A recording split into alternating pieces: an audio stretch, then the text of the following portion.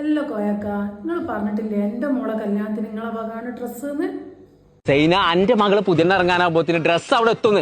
നിങ്ങൾ എത്ര ദിവസത്തേക്കാ എടുത്തത്? 2 ദിവസത്തേക്ക് വേണം കേട്ടോ. മൈലാഞ്ചിന്റെ അന്നത്തേക്കും വേണം, നിക്കായിന്റെ അന്നത്തേക്കും വേണം. 2 സെറ്റ് ഞാൻ വാങ്ങിന്നു. എന്നിട്ട് എന്താ നിങ്ങൾ ഇങ്ങോട്ടേക്ക് കൊണ്ടുവരാഞ്ഞേ? ഇവിടെ കാണാനില്ലാന്നായി പറയേണ്ടത്. അതെവിടെ പോയി? അത് ഏടേലും നിങ്ങൾ ഇങ്ങോട്ട് വെച്ച് തന്നിട്ട് ഉത്സവത്തിന് എടുത്ത് വെച്ചുകൊണ്ടുണ്ട് എന്റെ പണി നിന്ന് തീർക്കും.